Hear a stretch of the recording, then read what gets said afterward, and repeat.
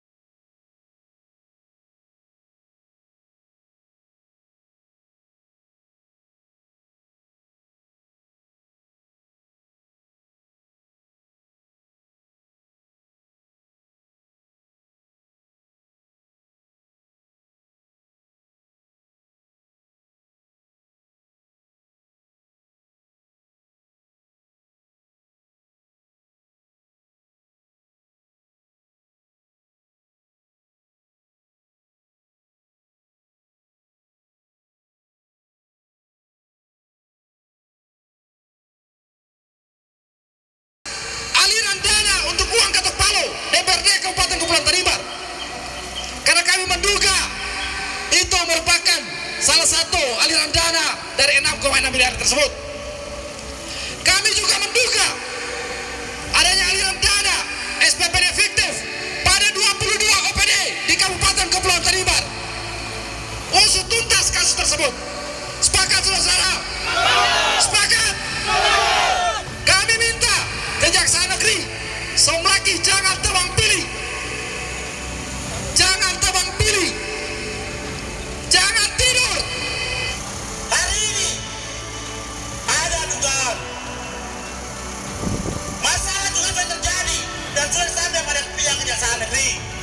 Salah satunya pengadaan mesin larat. Kenapa?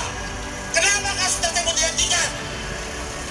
Alasan karena kurang barang bukti.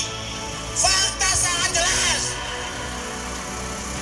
Dana 2,9 miliar hanya dipakai 1,1 untuk pengadaan mesin tersebut.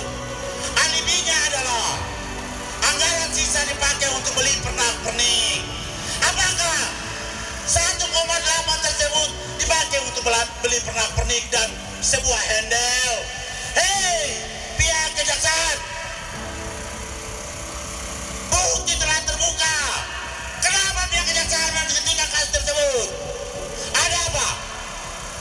Begitu pun kasus-kasus yang lain. Hari ini kami minta keterbukaan pihak kejaksaan, transparansi. Jika kami tidak mendapat jawaban pasti,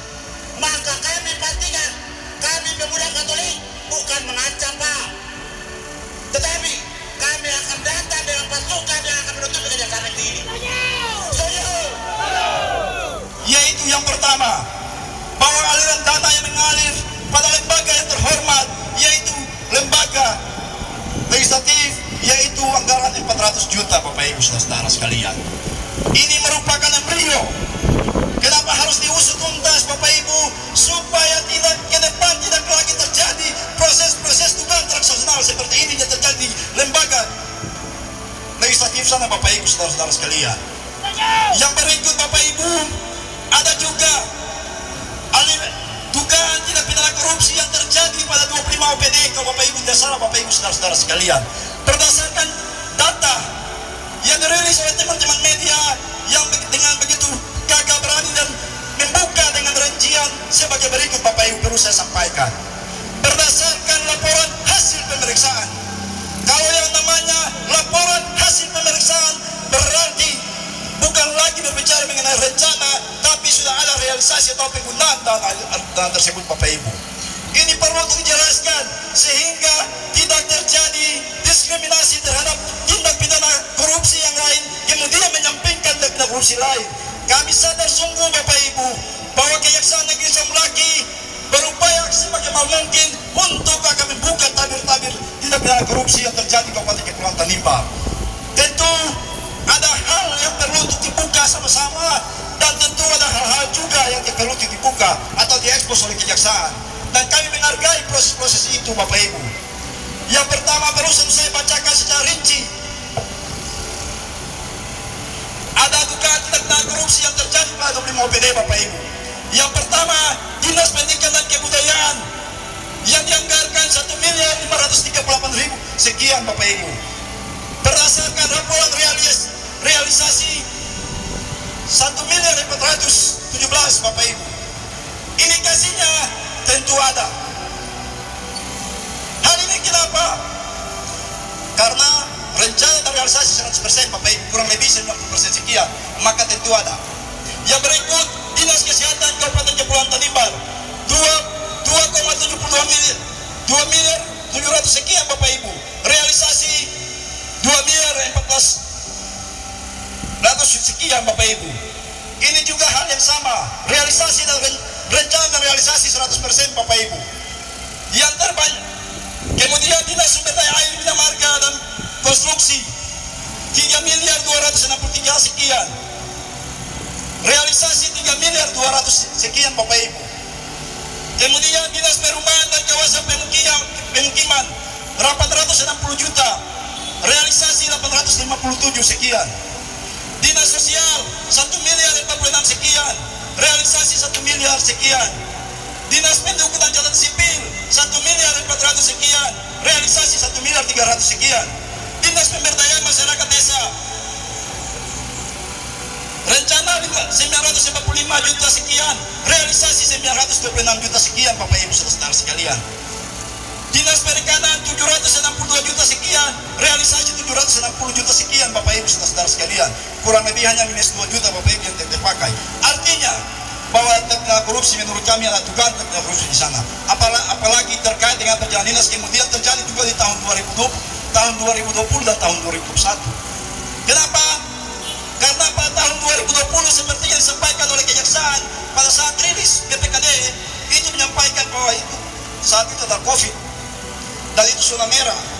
Di dalam tentu tidak ada perjalanan dinas yang begitu banyak. Tapi nyatanya terjadi di 25 PD sekian, terjadi perjalanan dinas juga Bapak Ibu saudara sekalian. Kemudian